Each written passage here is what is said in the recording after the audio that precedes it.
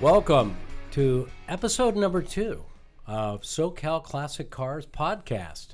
Pretty exciting, Jay. Here we are, number 2. Wow, this thing is just blowing up. I'm surprised we haven't gone viral yet. Well, actually, I'm surprised they haven't canceled us yet. Yeah, is that possible? Well, I don't know. Apparently, they didn't hate it as much as I did. Wow, that's tough. We have a tough audience, but it's a special day because we're here with a very special guest. Special. And his name is Eric Hansen. Before I introduce you, Eric, please say hi. Hi. That was good. Yeah, look at that. We promise to bring you people that are interesting with fresh takes, people that are in the car biz doing unique things, and we think Eric is all of that and a bag of chips. Yeah, right, Jay? he's everything that we're not. We're not interesting. We're not insightful. But sometimes we're funny. Wow. Yeah, we can be. Right? So, you know, let me intro Eric a little bit. He's an all-around car guy. He started his pilgrimage into cars by first obsessing on motorcycles. Well, his wife thought that was a really bad idea. She didn't want to be a widow early on because Eric hadn't made enough money, apparently. So he got into things with 4 wheels, which probably is better for him. He's still here with us, right? That's good. His first car project was he was going to restore an old hot rod, but he realized he'd get to work with new parts with home-built stuff as opposed to fixing bodywork from cars that are 50, 60 years old. And I think he didn't like to get his fingernails dirty. Is that true? Yeah, kind of. I mean, I didn't want a lot of rusty parts laying around in my garage as I started to rip them off of the chassis and all of that. So, I hate to say it, but that sounds like my dad's garage. Jason, you've seen that mess. Yeah, how did you not have tetanus? So a few other things about Eric, and we'll get into his tetanus if he's got it. I'm not sure he does. But his tax guy said he needed to write off to some of his passion, so he started a small business, which is brilliant. Good tax man. He started a company called 33 Machine. They fabbed and sold parts to home building junkies, just like Eric, people with the same problem, which led Eric to the halls of SEMA because, he was a home building guy and started a business. And next thing you know, he's schlocking his stuff at SEMA, which is great. We appreciate everybody that does that. And then, which led Eric to joining a car show called Car Warriors with the great Jimmy Shine. Jason and I have met him a couple of times. Yeah, right, yeah. What do you think He's of Jimmy? even come over here, too. He has. He surprised us one day. Yeah, we need to drag him here into the booth. The problem is, Jason, every time we meet these celebrities, what do they always say to us? Goodbye. No? No, I don't know. What do they say? How do I know you? Yeah, right. Who? Yeah. Who are you? Who are you again? I think our reputation. Well, precedes it. you meet a lot of people. Right. Well, Eric, I want to welcome you to SoCal Classic Cars podcast. Thanks for being our very special guest. Well, our first guest, actually. Wow, that's a great point. So, Eric, Dubious honor, I'm sure. let's start with how did you get into building these home-built cars, and how did you get associated with the gang at Factory 5? Yeah, so, like you said, I was kind of doing some motorcycle stuff and some fabrication, and it just took a turn, and I just decided that for the, having 2 young kids, and my wife wasn't really that into that part of it, I felt like, hey, let's mix it up a little bit and look into building or restoring a car. And like you said, I went down the path of looking at the option of, hey, I'll go find an older classic car and start working on that, but a lot of them were too big for my garage, and they were too rusty, so for the price points I could afford. So it just made sense to find something that was new, that comes as a full kit that you can open up and build. And, I went and looked at Factory 5, and that just came right out to me. I mean, they're the number 1 kit car manufacturer out there. They're also known as, home-built cars or component cars because you can kind of add whatever you like. Kit cars kind of got a bad moniker, if you will. So, I just started working with those guys and immediately just kind of found a family there and got a ton of support. And I've built 3 or 4 of their cars now. Wow. and have enjoyed every part of it. So I've seen one of your cars, Eric. It was amazing. That slab side blue 289 Cobra. That was a beautiful car. Is that the one that got away? Are you sad about that?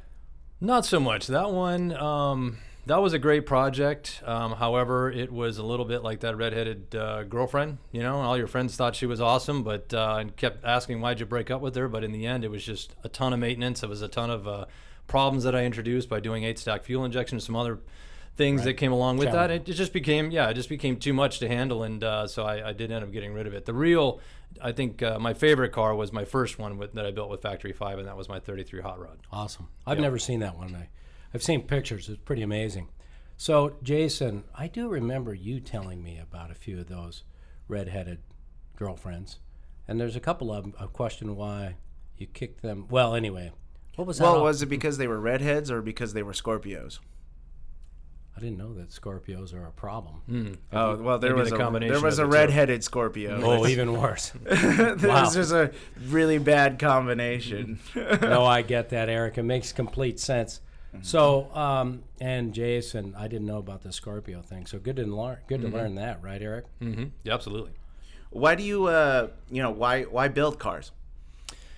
Well, it's a great escape from the normal ins and outs of work every day. If you do have kind of a stressful job and you're busy quite a bit. Also, it's something that I now enjoy doing with my son. So he's involved whenever I work on cars and really takes a big interest. And it's the ability to build something that you can express yourself with and just have something that says, I enjoy doing this, and you can drive it around, take it to shows, and it just gives you a great ability to go out there and meet new people around it, and really just have fun. I mean, it's awesome. I enjoy the building process, I think, more than driving or showing cars by far. Like, I don't have the patience to kind of sit around at a show. So for me, I'd rather be wrenching on a car than probably driving it. But with that new haircut, I think you'd probably be better at the shows. So, yeah, your car may not look that good, but your hair looks great this week. Well, that's nice of you to say, Dean. I hadn't really thought about it. So, Eric, you make it sound so damn easy, but let's be honest. Not everything's in the box. There's an engine that's missing. There's probably a drivetrain that's missing. There's a few things like paint and stuff like that. What are the real big challenges that your average Joe is going to face? I mean, it can't be that easy, or is it? Well, budget's certainly like the first concern, right? So if you're trying to do it on a budget, you typically will go with a donor vehicle. And in that case, you're pulling out older used parts from a donor vehicle like a Fox-bodied Mustang and putting those directly into the Cobra. In fact, that's really the way it's designed.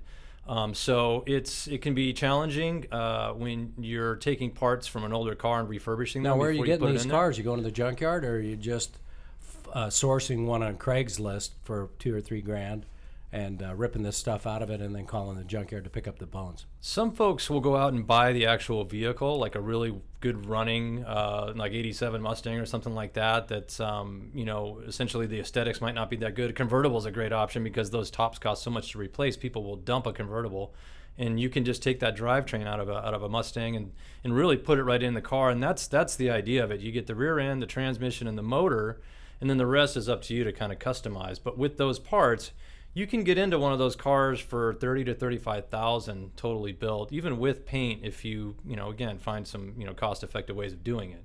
A lot of folks out there though also enjoy just getting all crate parts, so they'll order from certain manufacturers out there like Jegs or Summit, and they'll bring in a crate motor, crate transmission. Yeah, they'll get that whole running drivetrain brand new and dump it right into the car, and you have a runner. Yeah. Jason, he makes it sound so easy. Why didn't we ever do one of these? How come you and I never made a car? Well, I've never been one for wrenching on cars. I like looking at cars. I like driving. I've just never really been a wrencher. I appreciate those that do, but it's a proud Morash tradition. I mean, I'm pretty good at changing out the solenoid on my Bronco. That's true. We've done that about like 3 times. So you're saying you didn't? But I think that's it for me. So you're saying you didn't get the Morash wrenching gene? No. I don't see. I'm not a machine guy. Well, I got to be honest, Dean. You've got quite a collection of unfinished cars in your own bailiwick there, your own arsenal. So when are we starting to wrench on those? That's a great opportunity. I'm glad all of you guys have volunteered for that. Thank you. Yeah, right. But let's bring it back. I bet as we there's say, some cool. Jay. I bet there's some beware. cool kits for all those. Yeah. Yeah, right. For like the 49 Nash. Well, what do you like, Eric? I mean, are you, do you like getting kind of newer parts, or do you like kind of throwing older parts together with these builds, or do you like just like a total mixture of things. I'm a kind of a budget guy. If I can do it for less and refurbish the parts myself, then I'll do that. It just, to me, it makes more sense. I mean, but if you have, a lot of these guys are, kind of, that are buying these cars and putting them together are retirees, and they've gotten, a certain amount of money that they've budgeted. And a lot of times they'll just buy all the parts that they need brand new and start to build it over a longer period of time. So Reminds me of my childhood when I'd always drag home a carcass of a car, throw it in the driveway, and tell my mom, "Hey, Mom, don't worry about it. It'll be out of here in 2 weeks. I'm going to pull the motor out." Yeah, okay. yeah. 4 weeks, a month, 2 months later, Mom would say, "What the hell are you doing?" Yeah. And I really thought she would treat me the same way Dad would, that would be okay. But she reminded me that I was not my father, and I wasn't entitled to throw junk cars in the front yard, just like my dad did. A rite of passage, I'm sure. Hey, Eric, switch gears a little bit. You just got back from SEMA. Tell us about your observations on what's new in the home car building scene, or whatever you call that, Factory 5, and then, SEMA in general. What did you see? What's new and exciting there? Yeah, unfortunately, I only got to spend a full day there, but like always, it's kind of a pilgrimage for me to head out to Vegas and drive from Southern California and go out and see my friends at Factory 5 first and foremost, because they kind of become family.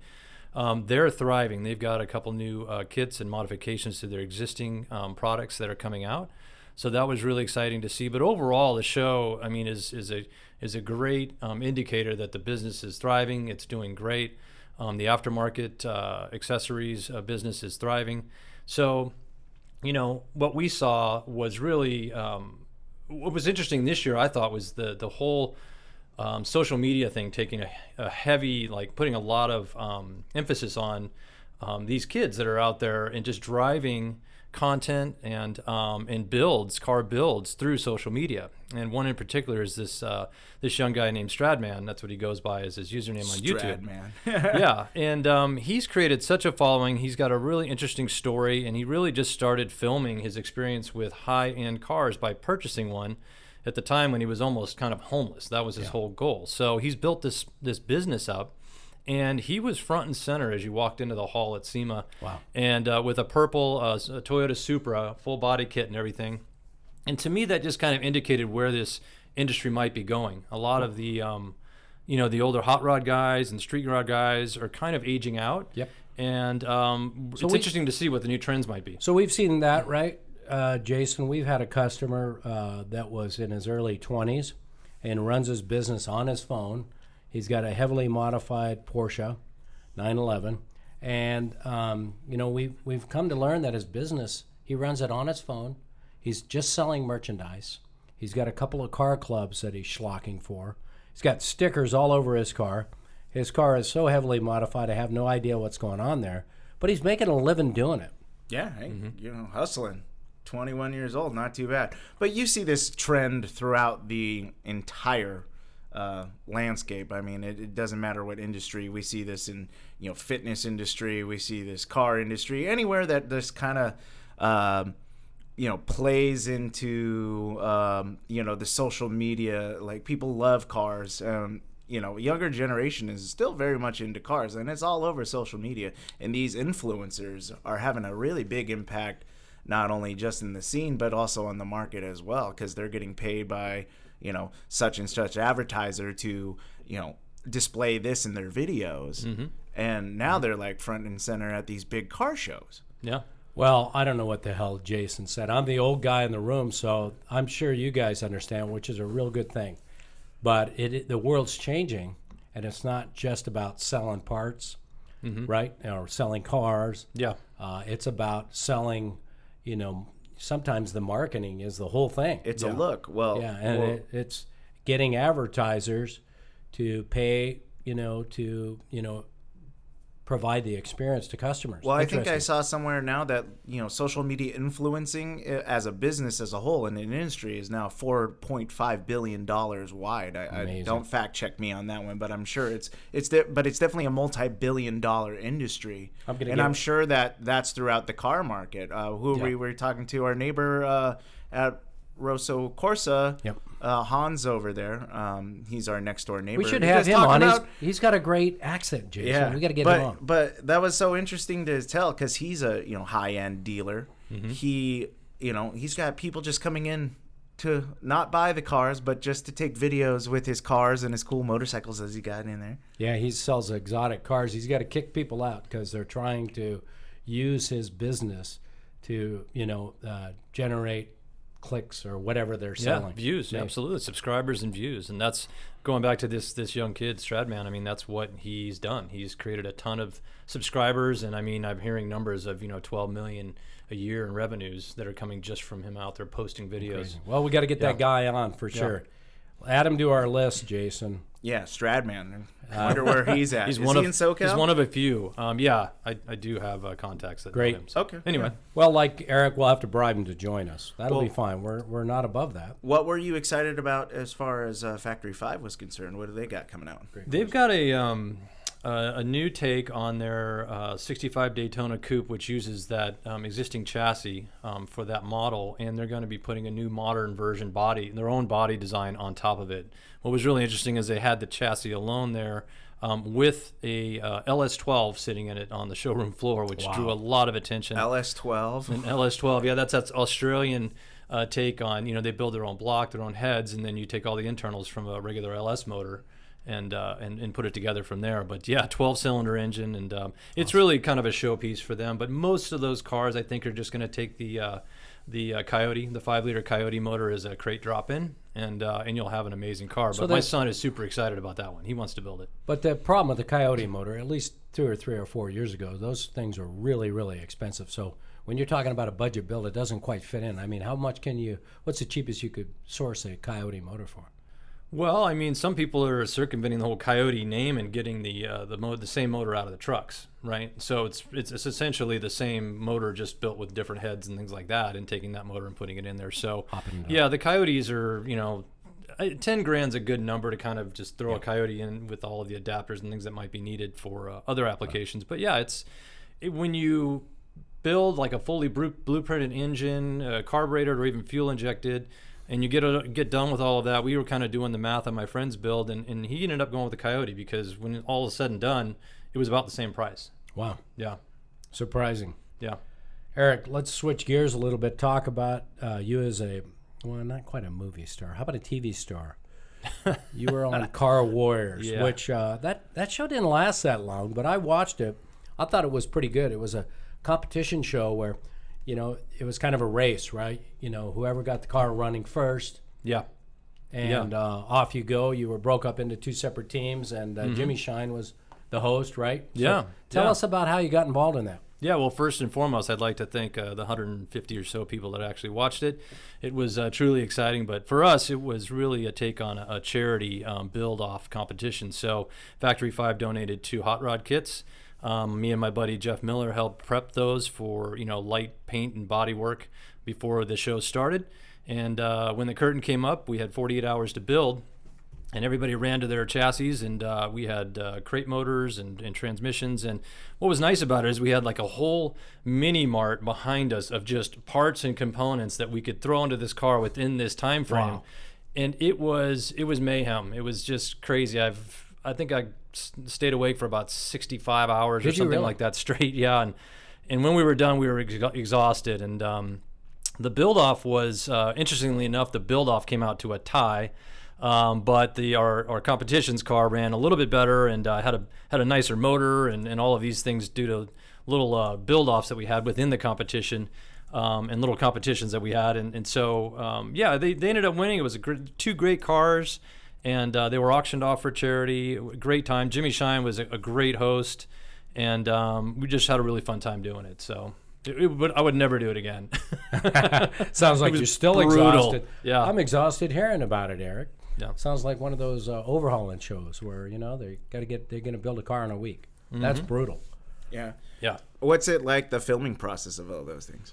Well, let me just say that there's not much reality in reality TV. I think we got experience of that firsthand, and that's okay. I mean, we want it to be a feel-good thing because the whole competition was made to benefit cystic fibrosis, which Dave Smith has one of his children have that disease, and so it was a great way to actually give back to him and his family along with that foundation. So great experience there. we had a lot of fun. But the producers and the camera crew, they're really they really push themselves to build drama, right? And there wasn't much to be had, but when something did arise, they would rush in. I mean, immediately. Start a fight. Yeah, absolutely. They loved it. So Just push the button. everybody was mic'd up all the time, and if they sensed any sort of were anger all- or Yeah. God damn it, Eric! You forgot the fuel pump. No wonder why Yeah. we can't get any gas. well, one of our guys accidentally drilled a hole in the fuel tank by putting in the rear kind of firewall So in the that's trunk. typically bad, right? Yeah, it was not good. And, After he'd put the gas in it or before? Yeah. Well, we didn't Not know sure. until we filled it up, so that was the interesting thing. And then it was immediately finger pointing, although we all knew who did it. Hilarious. And it was really funny, and whatever. We ended up finishing no problem, but Oh, Yeah. great. there are times like that they really like to build off of that. That was the whole thing. Was there like an added pressure? I mean, you're on camera working on a car. It's a whole lot different when you're just relaxing in your garage with your kid working on a car and you got a camera pointed at you.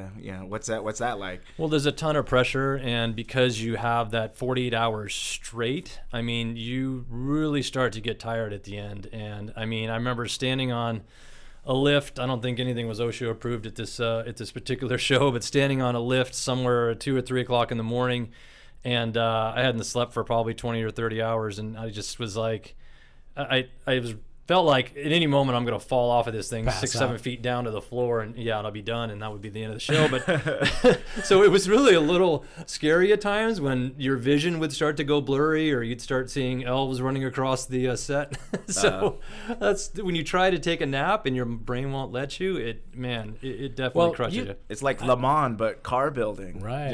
Yeah. So I think what Jason was really wanted to go down the rabbit hole on is when this podcast takes off and blows up, and you can see how dynamic this is. Yes. Right, Eric? Yes. What is The this? viewer on board. Well, where is the viewer board? I Yeah, guess. we'll get one of those. Okay. That and the green screen, right, Jay? That's The we've ordered green that. screen. Yes. Live from Paris. So do you think? Whoa, do you whoa. think that's the next television show for us? Should we call Discovery now, or should we wait just a little bit? Yeah, I'd vet out some of the bugs, like the fact that we're, sitting at a circular table in a small office. So that's not that exciting? Yeah, the green screen might be huge. I mean, you could do the show from anywhere. Well, yeah, Like, for visually. sure. Well, there's no art on the walls yet in our studio, so we could totally put up a green screen. It's better that way. Yeah. It's a white. But then I would actually have to do my hair and Yeah. Well, Makeup and- Jason hasn't had a haircut, but anyway, we shower. digress. So, should we? Why are you making me do that? Oh, which part? The shower? what's hanging out with Jimmy Shine like?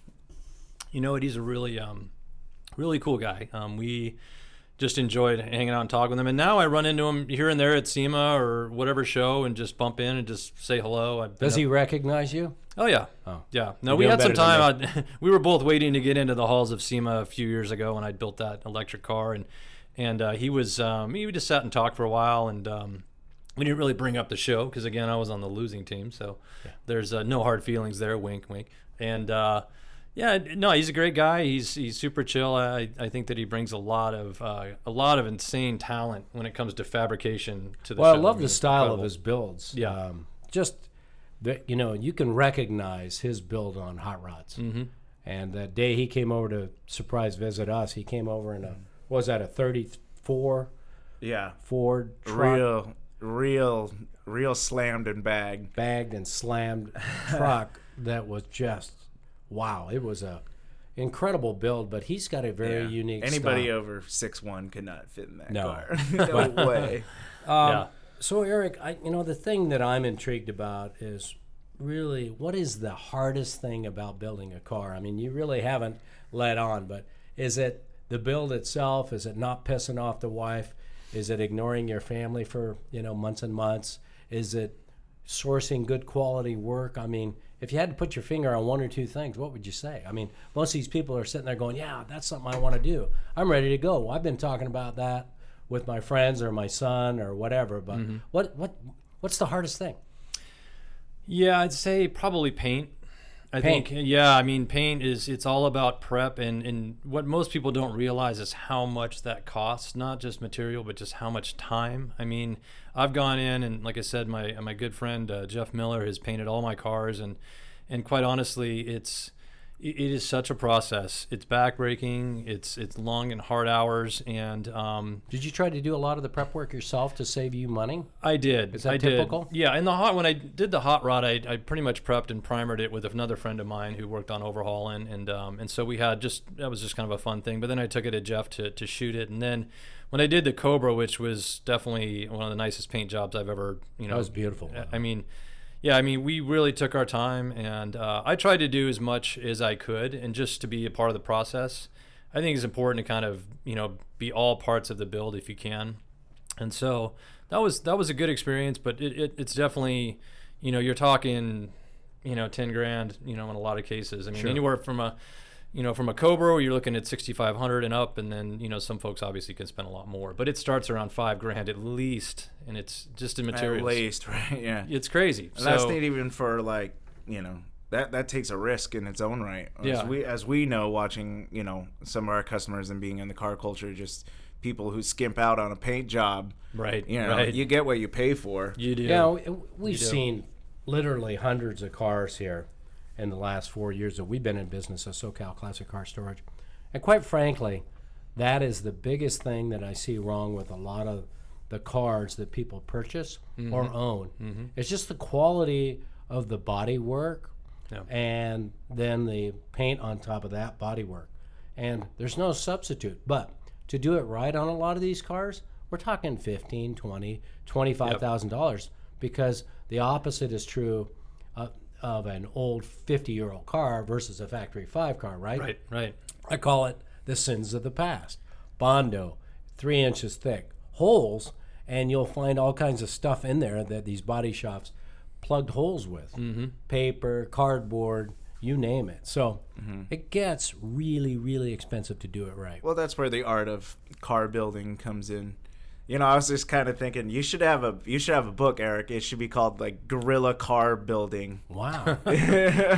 Budget car building. Budget car building. The Guerrilla side is really interesting too, because if you plan to have a car at SEMA, you learn really quick there is never enough time, and no matter how much time you prep for or put ahead and budget for, you're working on it down to the last second it goes on the trailer, and even when you get it off the trailer in Vegas. So it's something where I've done that a couple of times now, and it can be brutal. When you call on all your resources to say, hey, look, we got this, let's get this going, and now you're transporting it. Yeah, you're transporting it back and forth to paint or to the mechanic shop or whatever to figure out these little deals that need to be fixed. And so are you biting your nails until you unveil it, pretty much? It can be a little tedious. Yeah. Hey, speaking of builds, you met one of our customers at SEMA. You know him, Chris. Mm-hmm. He unveiled his '69 Mustang that he's been working on. Mm-hmm. Not a kit car, but he's put a lot of time and energy into fabbing that car.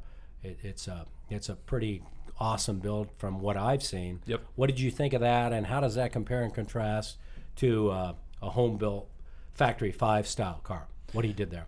Well, I mean, he took an older 69 Mustang 69. fastback. I mean, and he went to town on it and did amazing, like almost all the work himself. It was really a nice build, and it has to be because it was in the Toyo Tires booth, and they really bring the top-notch stuff in there.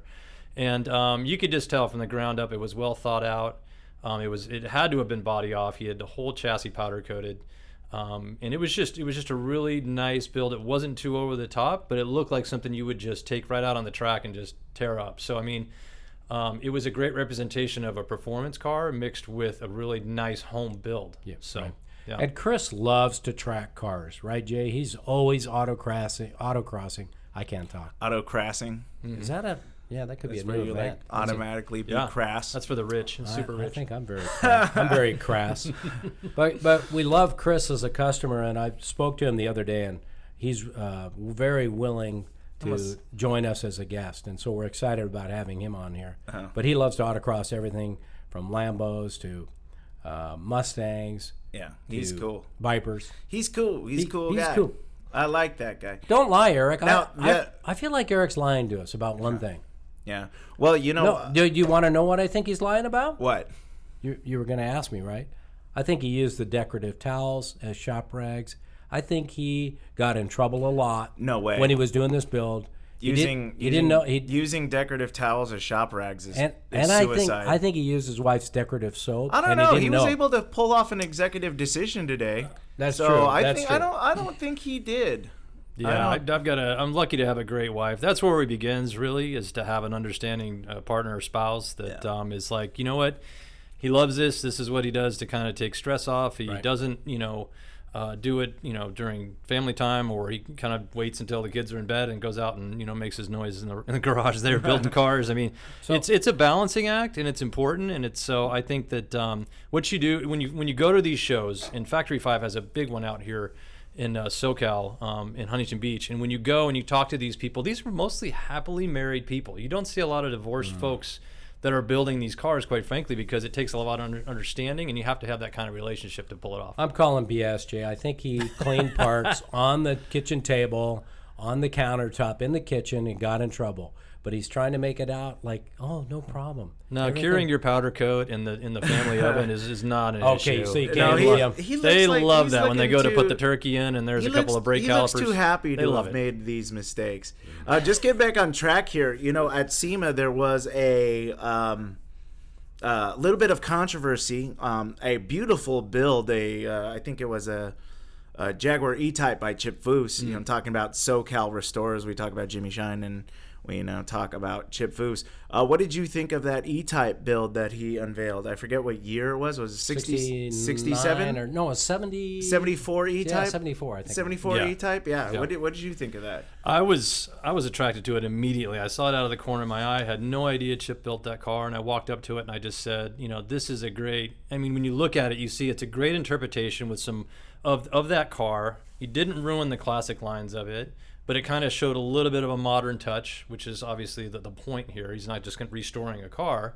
He's putting his little, waving his magic wand over it.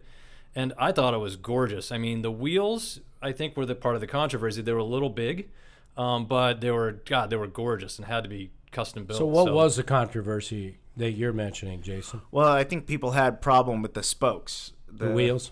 Yeah, I mean, it was elaborate machine work. You could see the spiral geometries that were in the spokes of the car. I mean, it took. How long did it take for each one of those wheel rims to get done? I'll say it. I hated the wheels. We saw, Jason and I looked at the original rendering that Chip Foose did on that car, and the wheels that he had on the rendering were much better, in my opinion. But he's Chip Foose, so we shouldn't. It's very risky business here to be sitting in judgment of anything that he does when it's so incredible. So I said it there. Do you think Chip is out now as a guest? Well, maybe we shouldn't say that we hate his work. Chip's cool. Hate his You can wheels disagree here. with his stuff. Yeah, He'll be maybe I cool didn't with it. like the wheels. Well, I can say Hate is such a strong word. Right, probably not a good idea. The other thing that was really interesting, kind of a big draw at the show, was the new Vet, right? And so maybe we could talk about that just for a second, because what you're seeing here is a major shift by a very successful brand within that company that it was a bit polarizing. I'll be honest. It was the car is when you look at it, you say this is really kind of an inexpensive looking world-class car. Yeah, McLaren. It looks like a McLaren. It looks like a McLaren or an Acura and kind of a Ferrari put together, but it also looks, at the same time, it looks like the C7 when it comes to the rear end and a lot of the square and angular lines. So a lot of people were put off by that. It looked kind of bloated in the back. The design looked like it wasn't really finished. And so, there's a lot of people that have been waiting for this car. Obviously, all the mags are just going crazy over it. It's on the cover of every auto magazine. Yeah, for sure. So what will be interesting to see is, based on the way it was received at the show, whether or not they decide to keep both lines going, right? Like, if they're going to keep building, are they going to keep building the C7s as a front engine car, and they're going to keep, working on this new mid-engine design, and which one will win out and which one will carry on? Well, Jason and I both talked about it. It's like Coke and New Coke, right? Or Classic Coke. If you can afford to have both, that's great. Well, I think the C7 actually, they've stopped production. There was the last one came off the line, so there is no more front engine Corvettes being call built. BS on Okay, that. well, that answers that. I think they're going to bring But back I guess that's classic Corvette. But I guess that's the consensus, right? Is what defines a Corvette, and based off of classic definition of what makes a Corvette from C1 to C7, it's not really a Corvette. Right. It's a fun drive. Okay. I like the car. Oh. I personally think it's great. But I'll play devil's advocate with both you guys. I think what's happening to Corvette is, and Chevy in particular, is the same thing that's happening to a lot of industries. You've got to stay relevant with the changing market segment. And the market segment is people in their 30s and 40s that have no interest in, C2s and C3s and maybe even these C7s and Z06s. They want something that makes them look like they're participating with these exotic cars. And if you can't look the part and you look like you're driving an old stodgy American car, then you don't want to be seen in one. So I think they're trying to attract and maintain this relationship with younger drivers. That's not easy. So it is a huge gamble. But I like how they're undercutting. I like the way they thought through that, if that's what they were thinking. Well, I like how they're undercutting the market, right? Yeah, so absolutely, right. It's Price, you it's mean, it's primarily? basically like an entry level supercar. No, you're right. Yeah. Yeah, Great point. that's really what it is. Great and, point. And the history of Corvette has always been that Corvette has all been about affordability. Yeah. Corvette has never been unaffordable.